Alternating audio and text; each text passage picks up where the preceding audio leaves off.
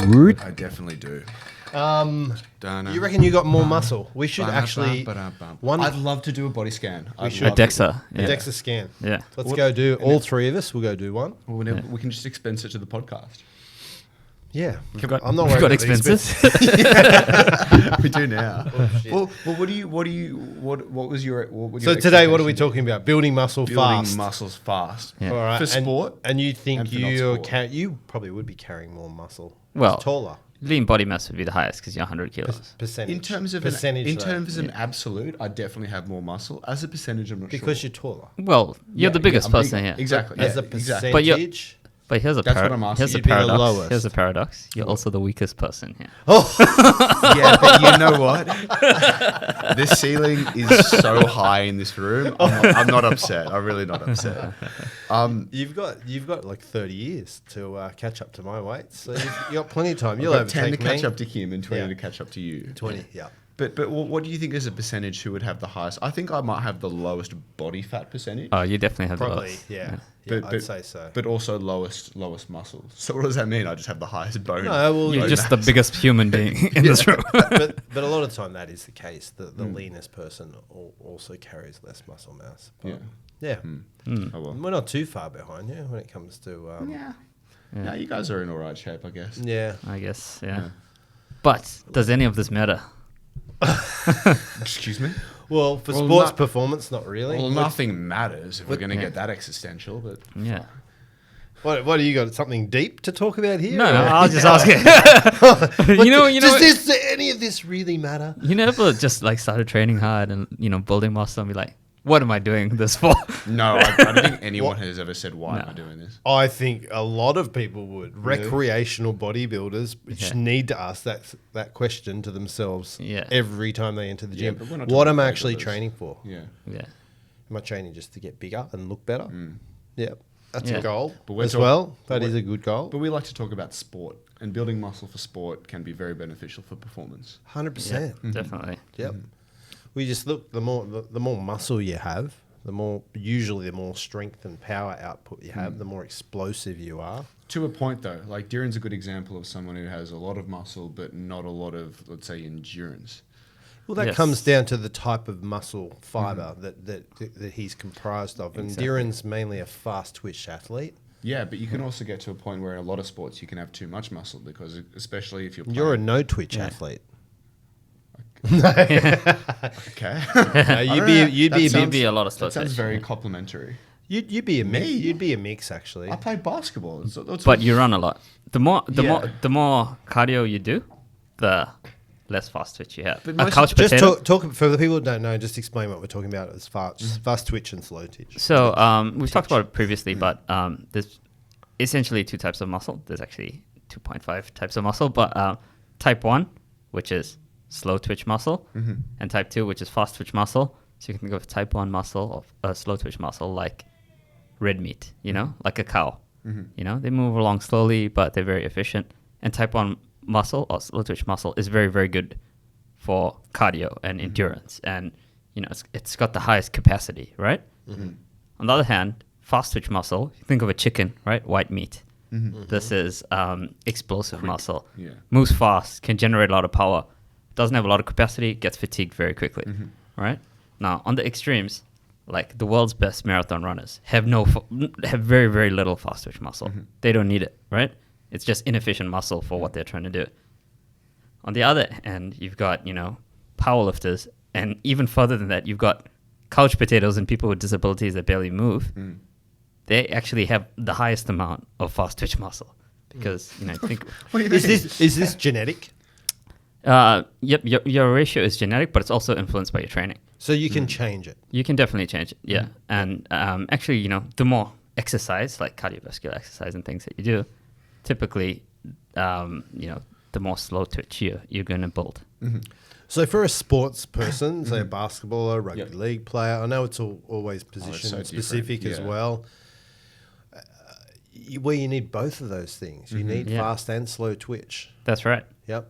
But, what's the optimal ratio for different sports? Well, the more sport you play, the more optimized you're going to get. Of course. So your it body will depends adapt to entirely. the sport you're doing, basically. That's right. But, when when you're only playing sports, you can't necessarily create a large enough stimulus to build, fast twitch muscles or, endurance beyond what you need in your sport. So this is where something called strength and conditioning comes in, right? Yeah, Strength training.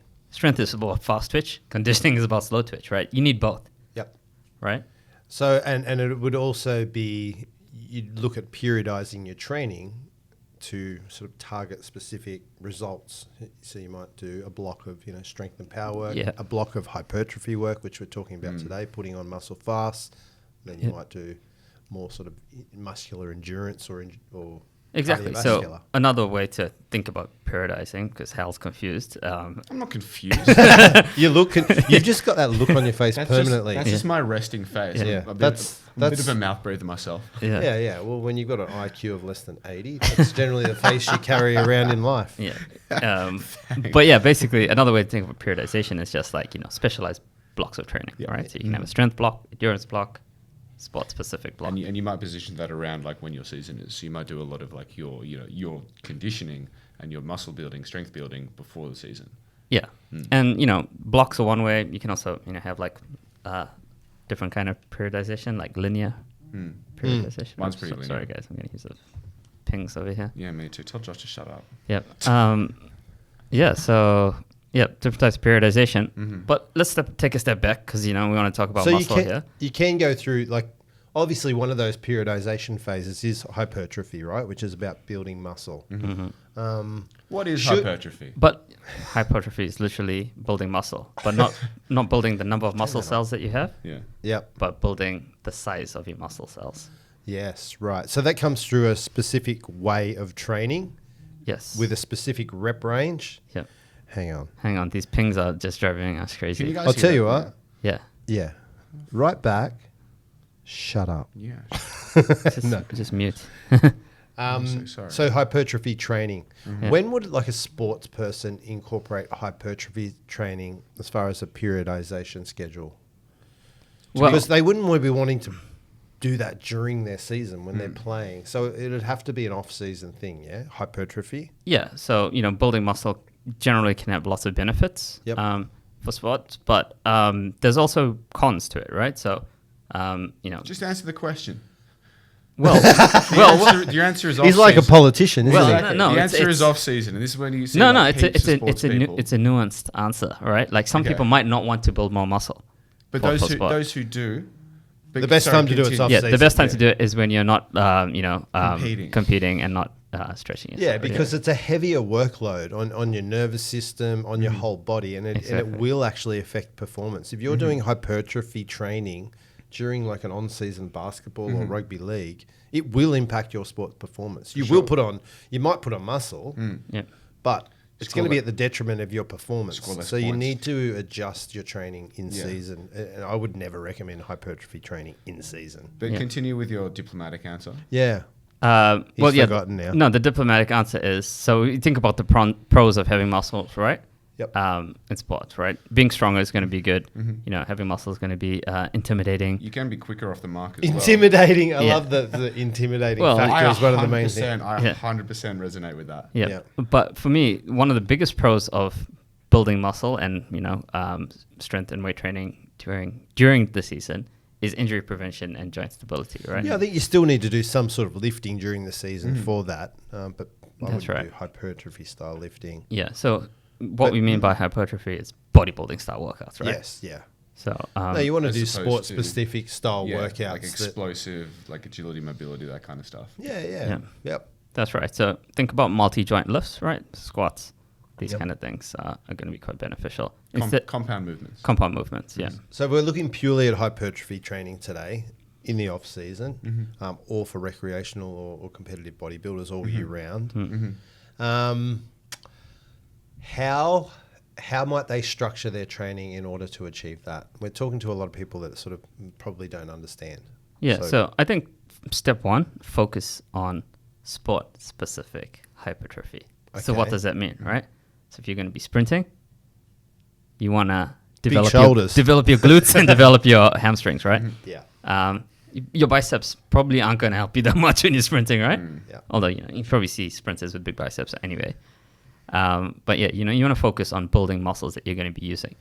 You can think about like, replicating a movement that you do in your sport and, training that with, some overloads, which, there are which can some be weights. great exercises you can do at the gym that don't involve just, an isolated movement, that aren't just like a hamstring curl. Like sledding, for an example, is a great example of something that requires a bit of, that's resistance training, and that can build hypertrophy, but that is that functional movement.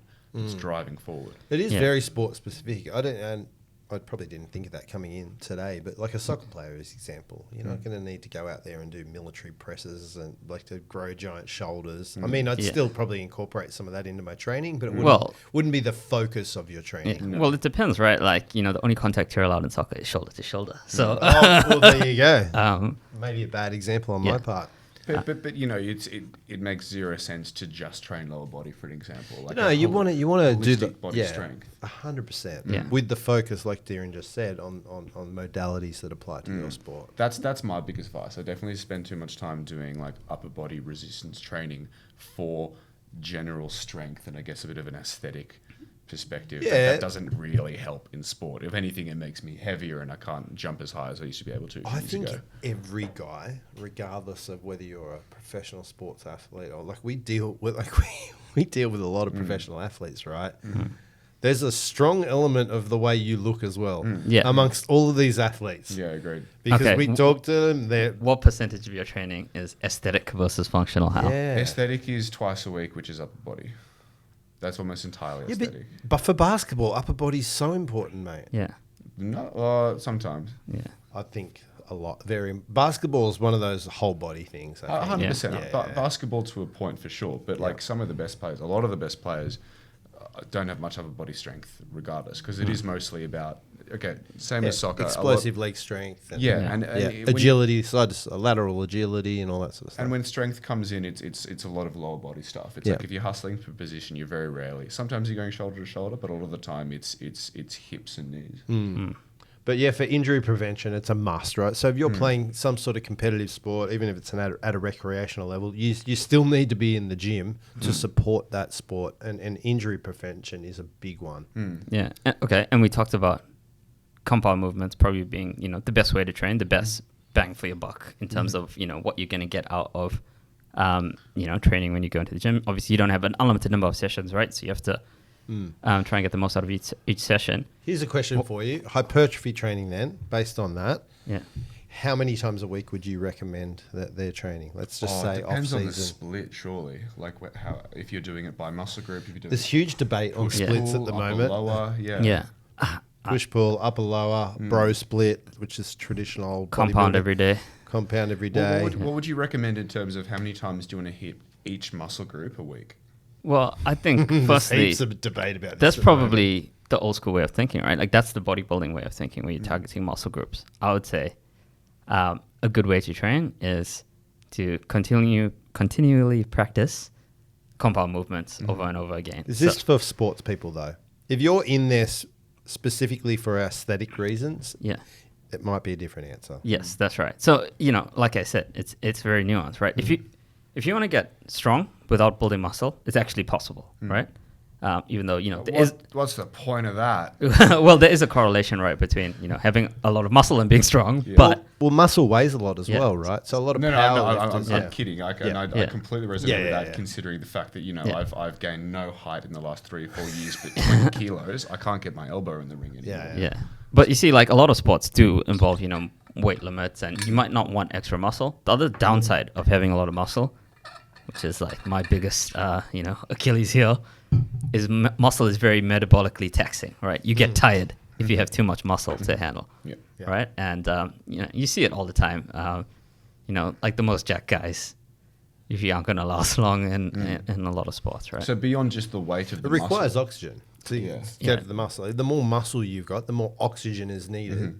Yeah. And it has an impact on your fitness. So if you are one of those guys that carries a lot of muscle, cardiovascular training becomes even more important, I think. Yeah. In terms of splits then, I've done a whole bunch of different things around, like I've always played basketball twice a week for the last few years. I found the best way to do that is if you're doing upper body, maximum twice a week, and then just do full upper body, get it all done in one go twice, and then one like lower body strength training session, and then a couple of cardio. So whether it be like we do a fair bit of sprints together, and then one which is like low resistance, rowing, biking, because there's less impact on the knees and whatnot. So a bit of variety, but again, a maximum of twice a week doing upper body. Any more than that becomes unnecessary. I think it takes away from any other training that can actually support your performance in sport. Yeah, I guess that's probably a good mix of aesthetics and functionality, right? My personal It's experience. personal preference, I Yeah. think. As long as Yeah. you're in the gym and you're at least hitting sort of full body, once, twice a week. Yeah. I think it just comes down to whatever keeps you engaged and keeps you going. Like I still train in a old sort of bro split sort of way, and for sport it has You served. are an old bro. Yeah, I am. But for sport, it has served me well in sporting terms. There you go. Over the last 25 years as well. There are definitely kind of like mini goals you have in there, which is like my priorities are to recover from injury and exercise. So particularly our game after basketball, the next day my knees are a bit sore, so that's when I do upper body. And then it's obviously maintain a certain level of fitness, so doing enough cardio, and then trying to build like a bit of strength and even speed and agility. But for me, priority is just to do as much exercise as I can without wearing down my knees and just over tiring. All right, top 2 splits. Top 2 splits, I'd say. Okay, I'll tell you what I do. I'll tell you what I do at the But you're a moment. powerlifter. Well, yeah, I was, but I only lift weights twice a week now. So I only have an upper body day and a lower body day because Okay. I'm out of so time. you're upper body, Really? lower body? Yep. Yeah. You only hitting What like else? each muscle group once a day. I'm only hitting Once a the week, gym twice a week. Wow. Yeah.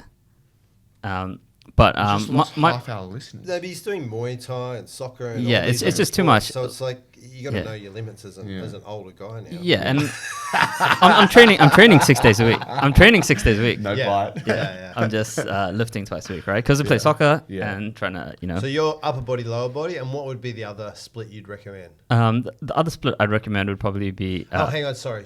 Yeah. Just on upper lower, if you're hypertrophy, hypertrophy would you focus. do that twice? So you 4 days a week? I do 2 upper, 2 lower, but Okay. I'd mix it up. So I do Like one day might be lower, might be quad focus. Yeah. The next lower might be But- hamstring. Push pull legs. focus. no, but you've heard me Sorry, talk about Greg. this before. I like to instead of focus on a specific muscle group, I like to focus on a specific movement, right? Yep. So deadlift day, which is going to hit your legs, right? You're focusing on this hinge movement. Mm-hmm. Then you have a squat day later on in the week, another leg day, right? Yep. But it's focusing on a different movement, right? Yep. So the squat day will involve, squat accessory movements. So squats, front squats, Bulgarian split squats. Mm-hmm. The deadlift day will involve, deadlifts, Romanian deadlifts, good mornings, glute ham developer, all right? Good Yeah. morning. So, So upper body, lower body. What would be your second choice as far as split?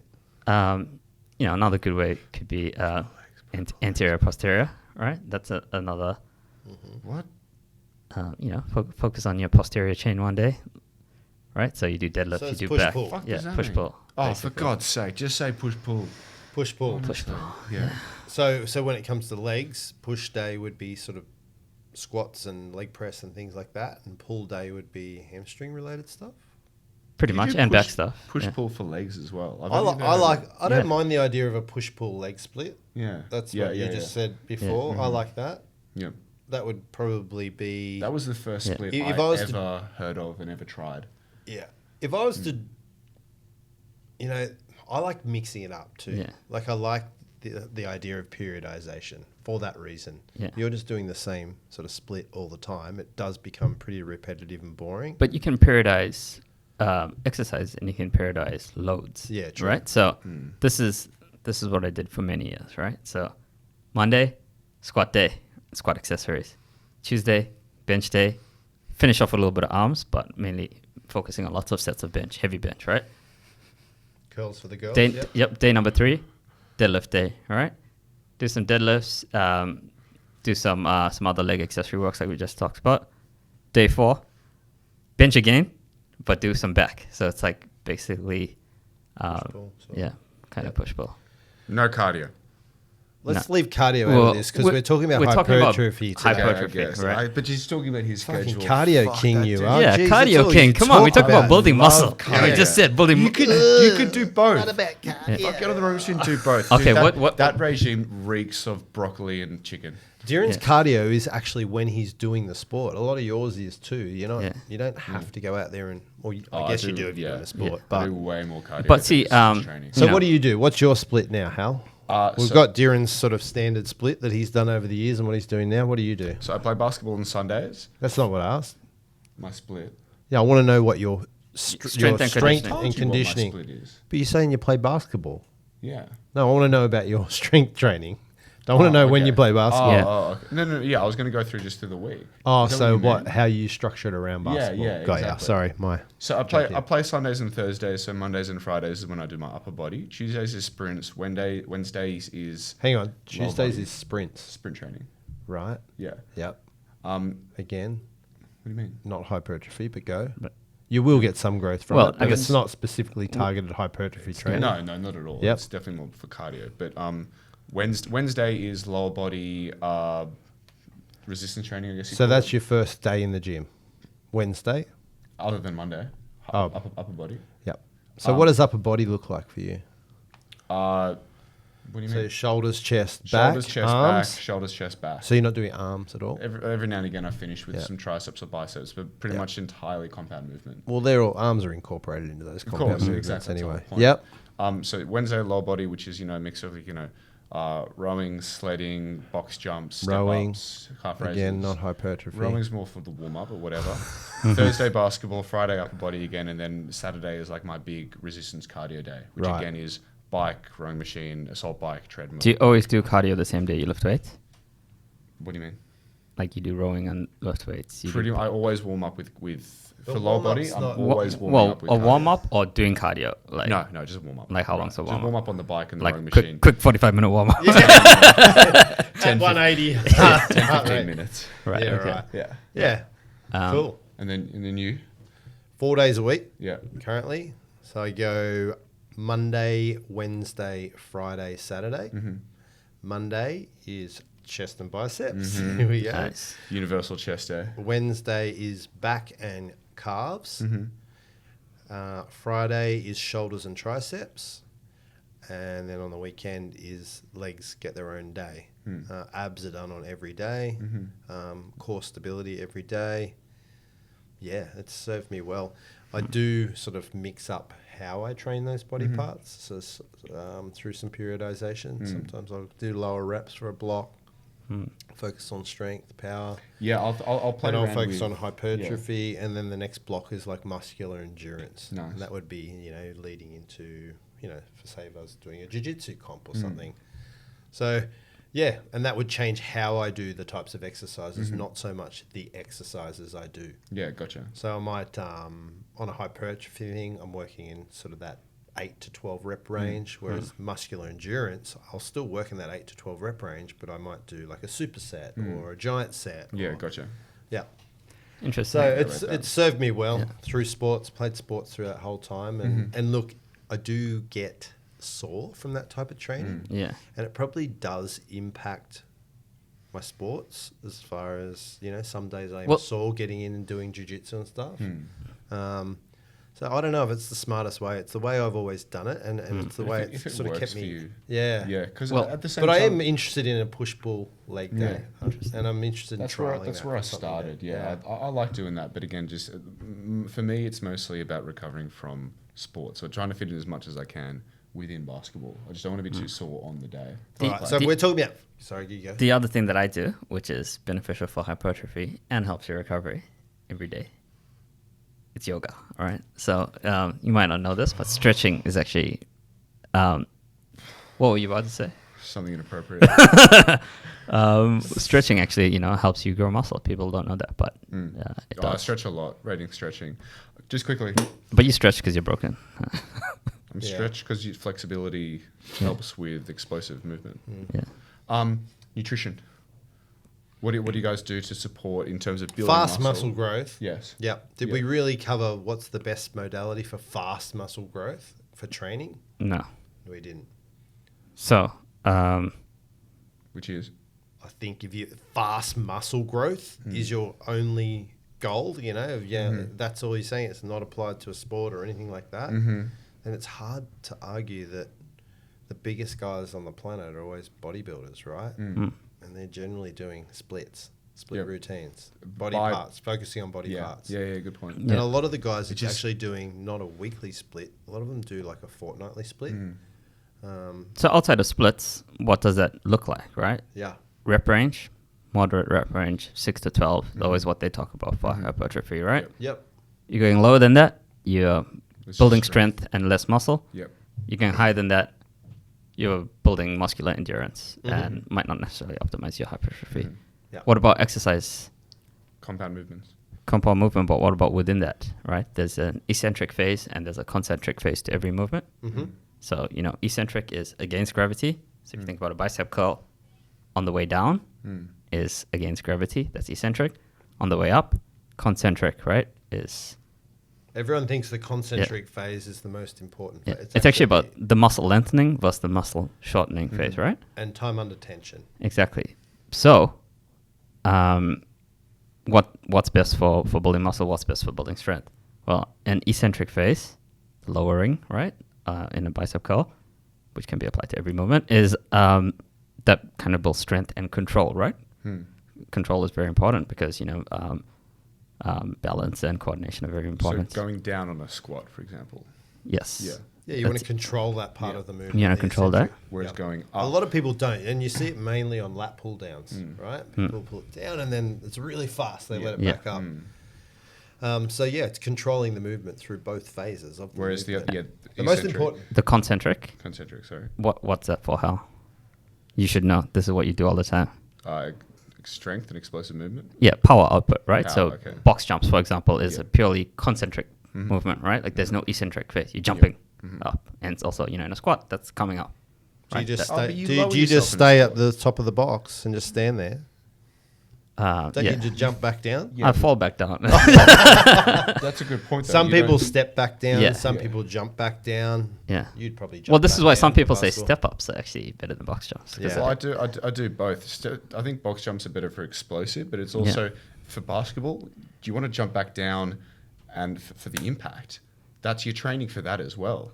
Yeah. That strengthens the knees. Anyway, continue. Yeah. But yeah, so concentric, eccentric. Both important parts. Both important for, different types of sport. I Right? think hypertrophy as well, it's important to keep the tension on the muscle that you're actually training. A lot of people are sort of locking out. You're getting, a second break at the top of the movement or something. So it's performing the movement without full lockout to keep that tension on the muscle. I think another important aspect that people don't quite focus on enough, and I think is actually really, really important, is that mind-muscle connection. So different for a powerlifter, the goal is to lift the weight to a certain point to... Lift the heavy Yeah, thing, but put it back down. in powerlifting, people think it's about your muscle, but strength is actually a skill, and it's actually not about how much muscle you have. It's about your brain being better connected to your muscle, right? So in order to lift the weight. yeah, yes. What? Whereas hypertrophy training is more about focusing on a certain muscle group, lifting majority of that weight. Because your body will incorporate multiple muscle groups in order to do a bench press, right? You've got your shoulders, you've got your triceps, you've got your chest, you've got your back even. It's about, about the but right form. I think an important thing for hypertrophy training that people need to consider is, if you're training bench press to grow your chest, you really need to focus mentally On the contraction. on squeezing that body part and really true. getting the most out of it. I think for hypertrophy, Yeah. don't think it applies as much different training. Yeah. Well, yeah, in strength, it's, all multi-joint movements like we talked about. It's harder to do that when you're, and this is, why, bodybuilders excel in, targeting specific muscles because they've got all these exercises for maximizing this mind-muscle contraction element. Yeah. Yeah, contraction element. All right. Nutrition. Yep. Get big, get bulk. Yes, sir, you baby. need protein and carbs, Yeah, right? big time. Yeah. Anybody that says Protein, carbs, fats, and all your micronutrients. Yeah. Consuming more calories than what you're actually burning. So you want to be in a calorie surplus. Yeah, big Yeah. time. So how much of a surplus? This gets debatable, right? And then what types of foods to create that surplus? Are we just going out and eating Maccas or? Well, the larger your surplus, the faster you're going to build weight, but also the more fat you're going to put on. Yep. Not build weight, build mass. But yeah, the more fat you're going to put on, right? Yep. So it depends. So you will put on more muscle, definitely. Yeah. But you be prepared to put on a little bit of fat as well. So how would one go about increasing their muscle mass but minimizing the amount of fat that they put on? I think you would be in a lower surplus. So you're still in a surplus, but you might build up. Cardio. You might start at... The answer's not cardio. No. You might start with a surplus of 250 calories a day or something. Yeah. And then, if that's not enough, you're not putting on muscle fast enough, you're not bump it up to 350 and then to 500. Or you can think of a percentage-wise, right? Like, start off 5% surplus, 10% surplus. Yep. Going to a 20% surplus is quite a lot, but, there's athletes out there that have...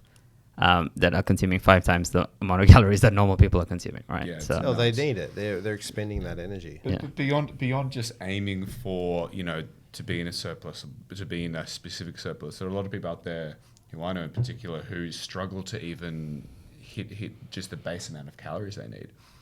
Like they're doing all this exercise, but they physically just don't have the appetite to consume as much as their body requires. Well, it is hard. Like if you're someone that's wanting to put on weight and or muscle size, and you've got a high energy expenditure through a sport or something like that, it can be hard to put on weight, and it can be hard to consume all that food and digest all that food throughout the day. Exactly. Like 5 meals, 5 large meals a day for someone who might not be like an enormous person. Just buy the protein shakes, guys. Yeah. Well, and that's why they're a thing, right? Yeah. We've got bulk protein and bulk extreme, both protein and carb blends for this purpose. And I had a guy ask me the other day about this for his son that's struggling to put on weight, and he finds he's able to eat his breakfast, lunch, and dinner, but he's quite full. He's not. He's not a snacker of a kid. And he's like, how do I get extra calories into him? And it's much easier to consume your calories in a liquid manner than it is solid foods. 100%. So I'm not recommending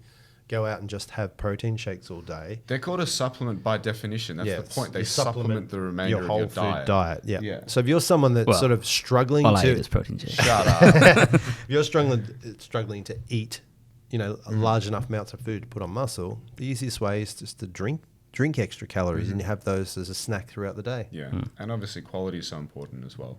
Yeah. If you're getting like proper full meals that are nutritious and not necessarily super high in fats, sugars, oils, etc. It's the best way to do it. There's nothing worse than a dirty bulk. Fats and fibers and protein is more satiating than carbohydrates. So, if you are consuming a lot of protein and fats as well, you will feel fuller. So it might even be harder to consume more calories. And when it comes to building muscle, the amount of protein is, remember we shared this with you guys previously, there's 2 to 3 grams per kilo of body weight. 2 to 3. No, it's actually like 1.8 to 2.4 is a good range, but around 2 grams per kilogram of body weight is a good range to consume. Another easy hack for people that can't do maths is your height in centimeters in protein in grams. There you go. So if you're 180 centimeters, you have 180 grams of protein. But it doesn't work for everybody. But that actually works perfectly for me. Yeah. Quick maths. Yep. I'm about 190, close. But it is hard. Let's say, an average 80 kilo guy, 85 kilo guy needs to consume 170 grams of protein a day. One egg's got 7 grams. Your average chicken breast is 30 to 40. Like, you're going to be... It's tough. It's bloody tough. Yeah, it is hard. And that's why... Especially like people aren't just eating, eggs, chicken, beef, etc. Like you want to get your veggies in as well. Yeah. Can of tuna's about 19-20. Yep. Yeah. So don't you know? I know. So if say a can of tuna's 20, and what you got to eat 180 a day. 9 cans. You know what I mean? Like it is hard to get your protein in. It smells like 9 grams. Imagine dealing with 9 cans of tuna in the office. I don't have to imagine. I've seen it. Oh my God. What do you mean imagine? Well, stink out the office. Yeah. Grim. All right, nice. But calorie surplus, not overdo it. and make sure you're getting a nice mix of all your macro and micronutrients, and preferably not those additional surplus calories from shitty foods. They want to be from good, clean sources, what you're normally eating, but just up the amount. Yeah. And you briefly talked about micronutrients. As you're growing, your body has more demands for not just macronutrients, but micronutrients. So you need B vitamins, minerals, all these kind of things as well. So that's why it's important to eat this rounded diet with vegetables too, right? Yeah, agreed. But at the same time, eating a lot of fiber and things does fill you up, so it might make it harder, in fact, to consume too many calories. It's all about balance. But at the end of the day, realistically, like for the youngins out there, if you're just consistently training at a good volume and you're eating well enough, like it'll happen. It takes time sometimes. Like it takes years to put on a significant amount of muscle for a lot of people. Just patience is one thing, and the other, if you're a scrawny little teenager in the gym, you have no idea what you're doing. More often than not, right? Yep.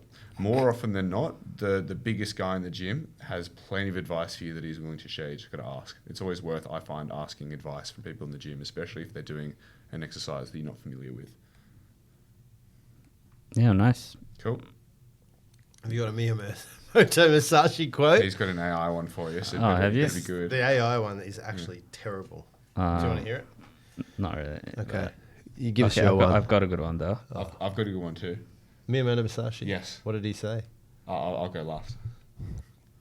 Girls get the girls. Okay, you ready? I've got a specific one for this muscle episode. Wow. When you have mastered the way of strategy, you can suddenly make your body like a rock, and 10,000 things cannot touch you. This is the body of a rock. You will not be moved. Dude, that's your best one, yeah. Was that Wow. Yeah. Is that a legit one? Jesus. Yeah. Wow. Okay. The body of a rock. The body of the rock or a rock? A rock. Yeah. Damn. Have you got one too? Nothing You're not tops following that. I'm not following it. Yeah. We're gonna retire. You know what? We're returning to actual relevant There codes. you go. Yeah, not using the book anymore. You're using a bit of AI. Yeah. That was a good one. That was your My best one, yeah. favorite, Miyamoto Musashi But quote. in all fairness, he got the book solid. and he just went No, I couldn't find the. and then opened up to any page. Yeah, Somebody sure. moved the book. Mate, Here you're we like go. you know what you are with that don't, book. Darren, come on, You know what bro. he's like with that book? He's like a religious scholar that Yeah. goes Proverbs. The 3:16. answer is. Yeah. Yeah. All right, that was a good one to finish on. Cool. I've got one. Oh, go. High weight, max set, make the bench your fucking pet. Quote Miyamoto Musashi. Okay, I don't remember him saying that. Yeah, I don't. But What do you do now? Anyway, All right. thanks for your time. All right. See you next time. Musashi out. Musashi out.